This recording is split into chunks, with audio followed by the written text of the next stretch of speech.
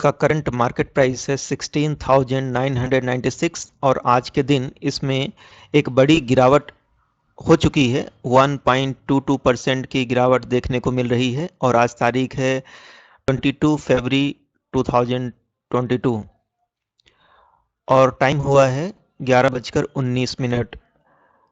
Market खुलते ही एक बड़ी गिरावट दर्ज हो चुकी है 1.22% की और मार्केट में अभी थोड़ी सी रिकवरी देखी जा रही है। अगर हम 5 दिनों की बात करें तो मार्केट में 2.27% की एक बहुत बड़ी गिरावट हो चुकी है। तो क्या कारण है मार्केट के गिरने का? अगर आप चार्ट को ध्यानपूर्वक देखें तो मार्केट की इतनी बड़ी गिरावट का कारण क्या है और मार्केट क्या इसी तरह से गिरता रहेगा, कब तक गिरेगा? चलिए हम पड़ताल करते हैं कि मार्केट में गिरावट की क्या वजह है। तो जब भी मार्केट में कोई निगेटिव न्यूज आती है तो मार्केट में गिरावट दर्ज की जाती है। तो वो क्या निगेटिव न्यूज है, नकारात्मक समाचार क्या है जिससे मार्केट में इतनी बड़ी गिरावट हो चुकी है? तो मार्केट में डर का माहौल है और डर का माहौल है युद्ध की घटनाएं। क्या घटना है चलिए पड़ताल करते हैं। Russia Ukraine live updates. रूस ने यूक्रेन भेजी सेना, पूरी दुनिया में मची हलचल, यूएनएससी की मीटिंग जारी।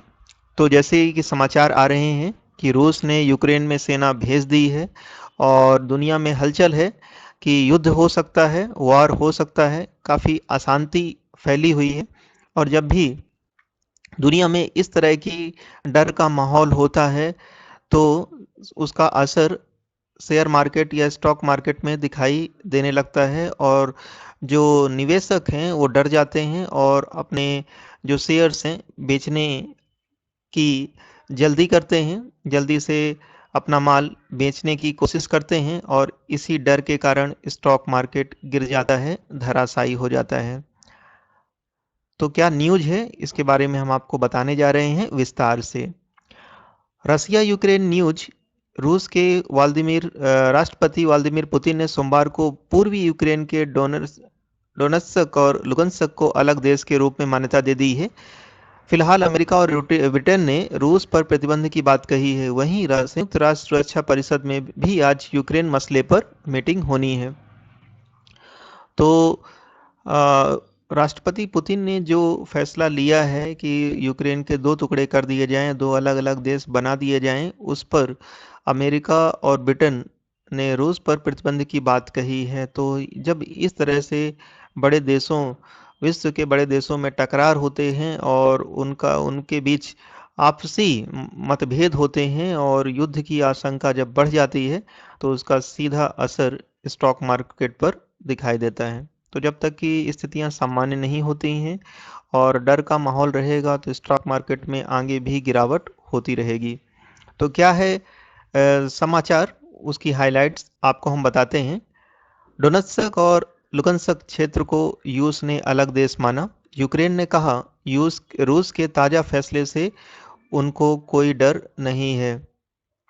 तो इसमें रूस का के प्रति यूक्रेन भी सहमत नहीं है और यूक्रेन ने कह दिया है कि रूस के ताज़ा फैसले से उनको कोई डर नहीं है। तो ये आपसी मतभेद गहराता हुआ नज़र आ रहा है। रूस और यूक्रेन आपस में सहमत नहीं है और इससे युद्ध भड़क सकता है और उसके नतीजे भी अच्छे नहीं होंगे पूरी दुनिया के लिए।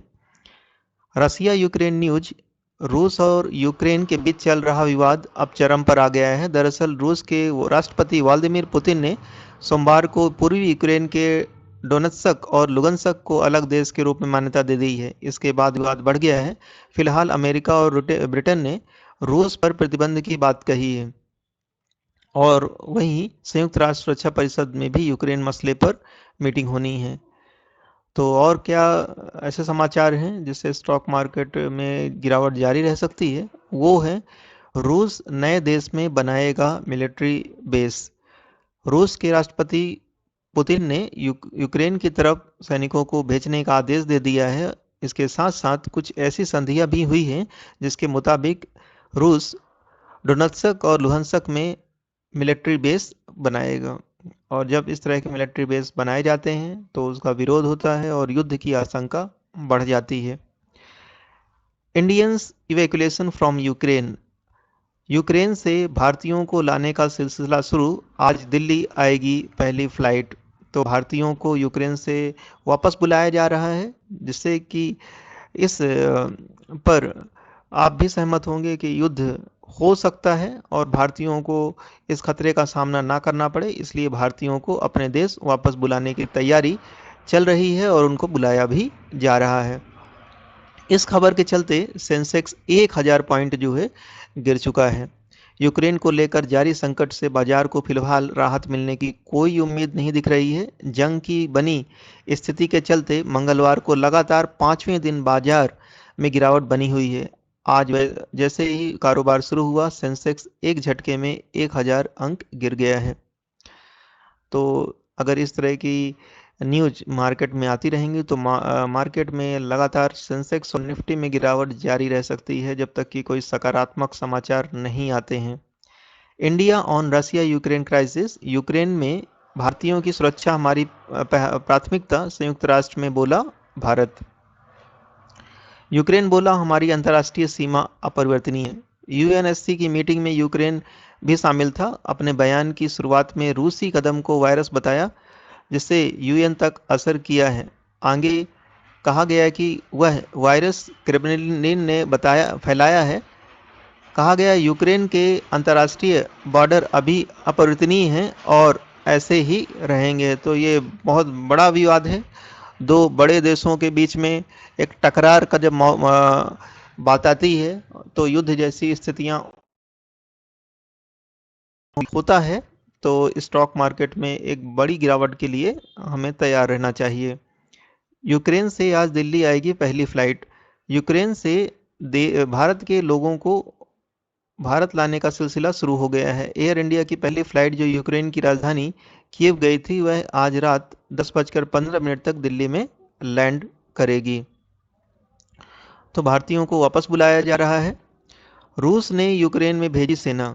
यूक्रेन के दो क्षेत्रों को अलग देश के रूप में मान्यता देने के बाद रूस के राष्ट्रपति पुतिन ने रूसी सेना को उन दोनों इलाकों में भेजने का आर्डर भी जारी कर दिया है। अब रूसी सेना डोनेत्स्क और लुगंस्क क्षेत्र में जाएगी, जहां यूक्रेन विरोधी और रूसी समर्थक मौजूद हैं। यूएन की मीटिंग में क्या बोले ब्रिटेन और अमेरिका। यूएनएससी की मीटिंग में ब्रिटेन ने कहा कि रूस को अपना वह फैसला वापस लेना चाहिए जिसमें यूक्रेन के दो हिस्सों को अलग देश के रूप में मान्यता दी गई है। वहीं अमेरिका ने कहा कि रूस का ताज़ा फैसला अखंडता और संप्रभुता को चुनौती है, साथ ही यह अंतर्राष्ट्रीय कानून का भी उल्लंघन है। अमेरिका ने आगे कहा कि पुतिन का यह कदम साफ करता है कि रूस यूक्रेन पर आगे आक्रमण कर सकता है। Russia Ukraine crisis. रूस ने गहरे किए जंग के बादल पूर्वी यूक्रेन को दी अलग देश की मान्यता।